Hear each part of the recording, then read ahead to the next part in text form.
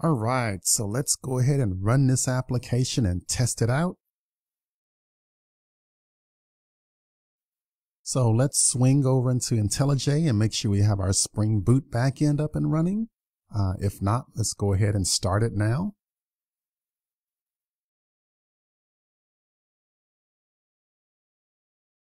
And it'll swing back into Visual Studio Code and we'll get our Angular application up and running.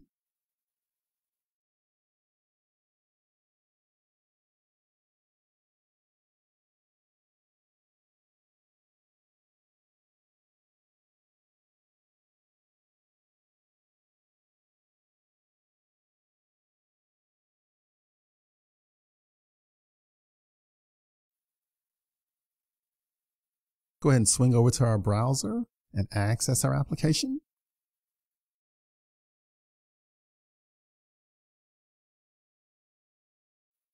And so one thing that we'll notice here is that we have this new member button on our login status component.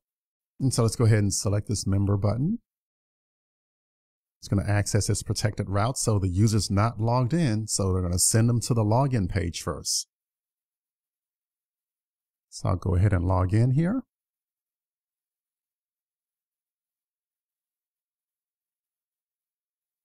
And then success. All right, so now we're logged in. We can now access the protected route, so we can see the members only information. Good, I like it. Now this protected route is what we set up in our configuration. So /members, we set up the appropriate configs in that app module TS. So we have the path, the component, and then can activate. We're making use of this Okta auth guard. So that's the configuration kind of pulling everything together.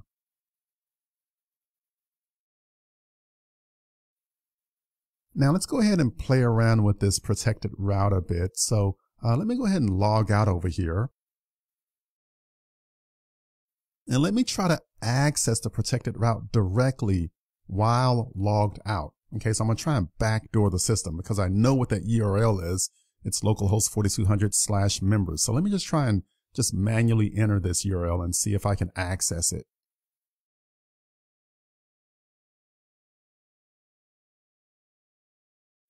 And then notice here, you're not logged in, so they're going to send you to the login page. So the protected route with the route guard is working as desired. So even if they tried to backdoor the system by accessing the URL directly, Angular will still kick in and protect this route accordingly.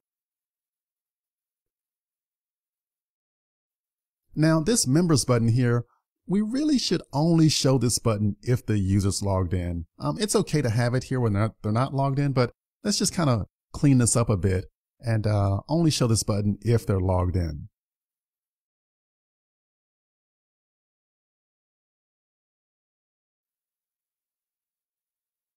So let's just kind of move back into that login status component.html.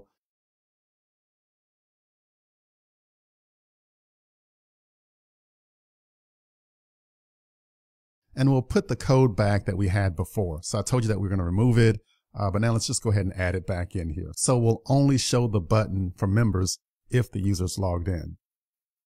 So I'll just kind of copy this ngIf is authenticated from before and just drop it down here. And so, of course, right, only show that member button if they're logged in.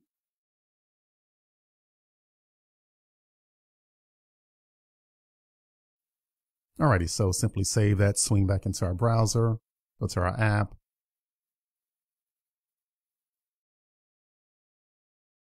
And then, of course, this works as desired, right? We only have the login button. We don't see anything else until they actually log into the application.